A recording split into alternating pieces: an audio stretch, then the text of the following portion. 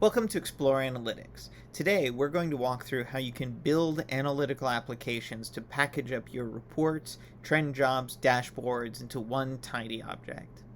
But before we get into how and why you build analytical applications, let's talk about what an analytical application is in Explore Analytics.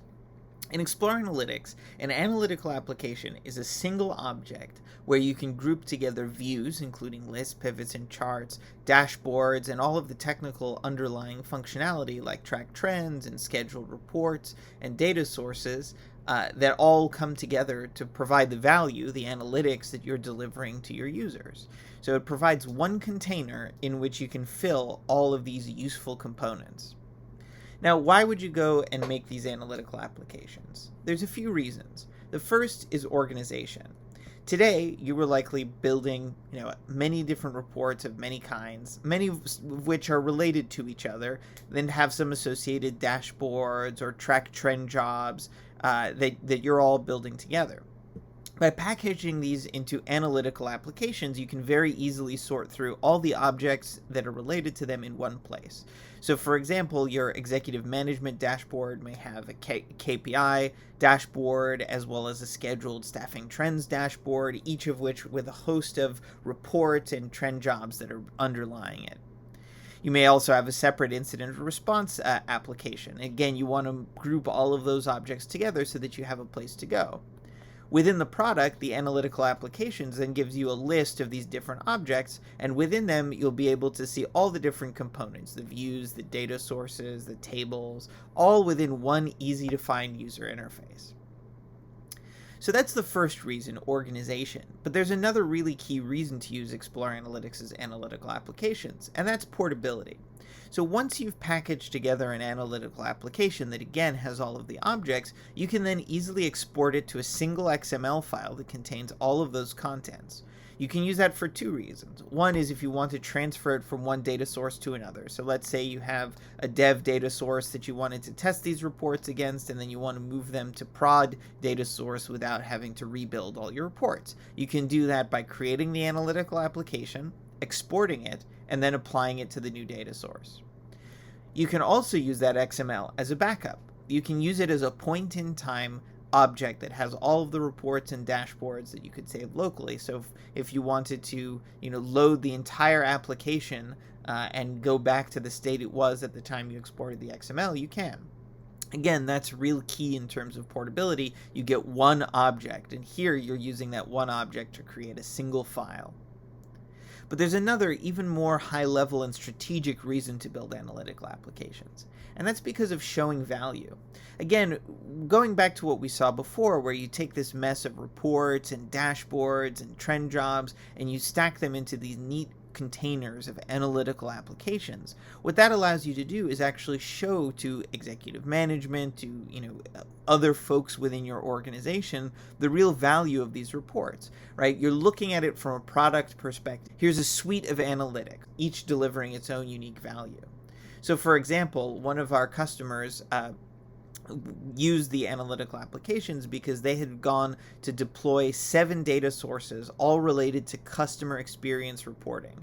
Their data included ServiceNow and ticketing systems, calls and chats and queuing and data warehouse. And they created a suite of dashboards, change management dashboards, incident management dashboards, and executive and Café dashboards that were in business terms, looking across process.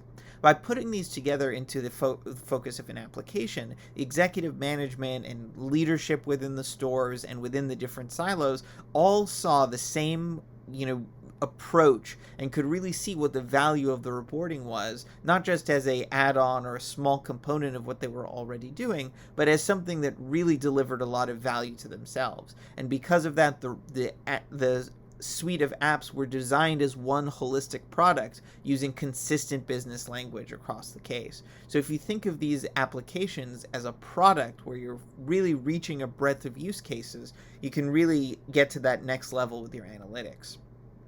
Another great reason to be familiar with analytical applications is that Explore Analytics has 3 pre-built analytical applications available today around incident management, project and resource management, and CMDB data quality. They all use the same analytical application functionality that I'm going to show you. So you can use them as an example to see how applications are built, and you can get value out of them that way. So now here we are in Explore Analytics, and let's walk through actually building this. Let's start with a single report. Here I have my incidents opened, resolved, and backlog report that I want to put into the app. So first I'm going to go to the Views menu and go to, say, Add a new app. I'm going to create a new app called Incident Management Container Application. And I'm going to click OK. So now I have here my Incident Management Container Application. It doesn't have any dashboards or any views in it, but I now have one place to go so I can see all these different pieces. Now if I go back to my report, I can go to the File menu, and the last option on the list is Add this view to an app. And I'm going to select from my apps here, Incident Management Container, and I'll click OK.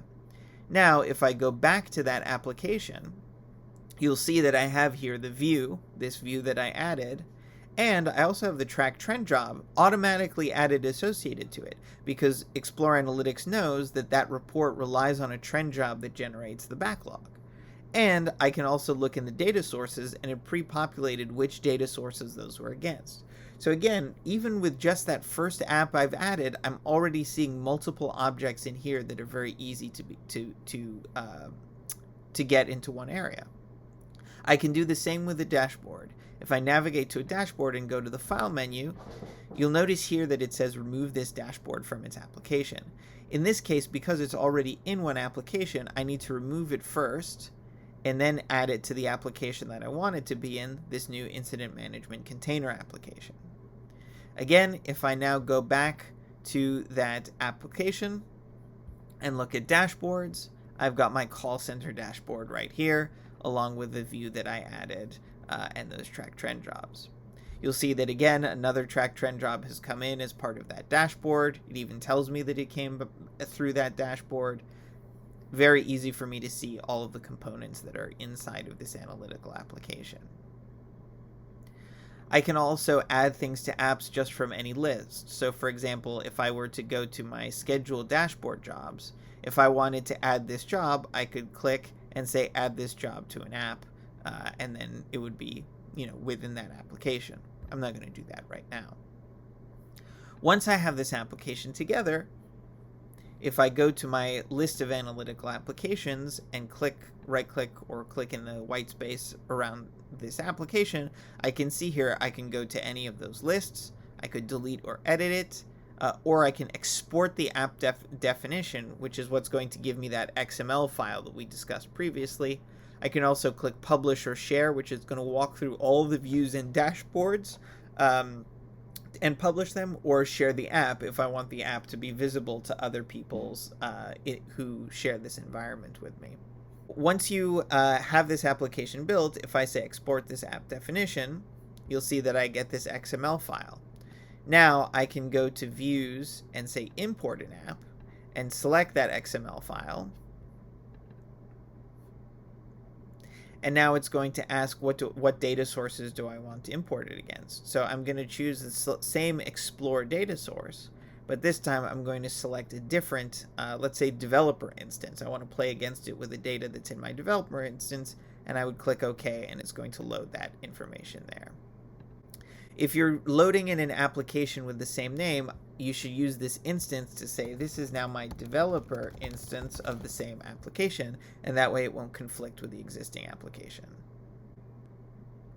Now you can see that I have two versions of this application. The first one had no instance, that was the one that I originally created, and the second one has this developer instance. And if I look here and look at the data sources, you'll see that now it has the Explore and the developer instance data source. It's loaded all the views and track trend jobs just as the other one has. As you can see, this is a really quick way to be able to have a suite of reports together. You can see that in my favorites, I have my IT service management application as well. Just with a few clicks, I'm able to build this, export it, import it, and really manage with it. Thank you for joining. I hope you have a really productive time organizing together your reports into applications and communicating the value of your new suite of analytical applications.